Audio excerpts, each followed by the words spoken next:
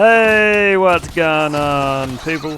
It's SGZ here from the SpartanGameZone, and in this video I'll be showing you a guaranteed farm that you can use to get your hands on the Trevornator in Borderlands 3. If you have a suggestion for what weapon or item I should do next, let me know in the comments and let's dive in. The Trevornator can now be directly farmed for by targeting private beans, who you can find in Athenas at this point on the map. He is tied to a quest though, so you have to complete that first before he will spawn.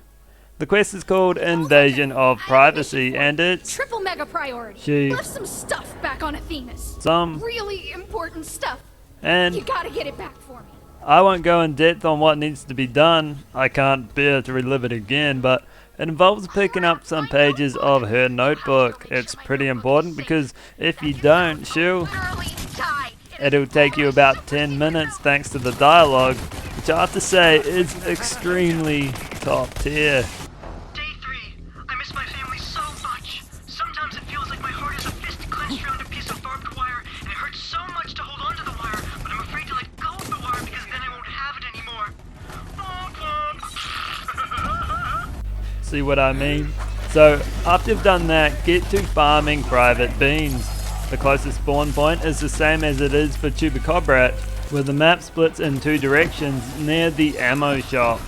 I managed to get a Trevornator on my second kill, and just the once out of 9 kills in total, which was decent, and I also got a lot of western guns which can only be dropped by private beans, and they're pretty good if you can get a binary one.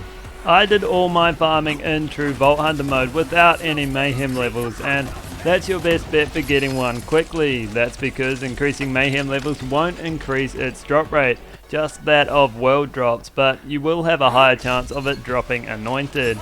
It's also possible for world items to drop in place of dedicated loot pool items, so keep that in mind too. But how about the Trevornator? Is it a good shotgun? What is faster, a gecko or a salamander? Well, the Trevornator is a melee 1 shotgun with a very low charge time that can come in any element. It fires in a 3-round burst, and you can chain burst together quite nicely. It also deals good damage, has a nice reload time, and the magazine size is generally okay. However, I do feel that the magazine size isn't large enough with a binary version.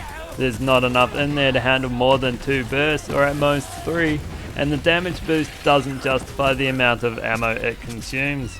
That's why I suggest using a high damage non-binary variant, but you'll see me using both in this gameplay. Whatever variant you choose, the Trevornator is quite ammo hungry, but not without higher damage. It easily cuts through enemies in a couple of bursts and through Vault Hunter mode without mayhem levels, thanks to the large number of pellets it fires per burst. The damage over time is also good, and if a few bursts doesn't kill them, the damage over time will do the rest.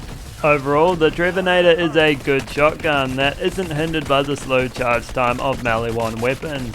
It behaves more like a dual weapon, but with the high elemental damage and chance of melee 1 guns. This makes for a deadly combination, and the Trevornator is a good choice if you're after a powerful elemental shotgun. So that's all for this video.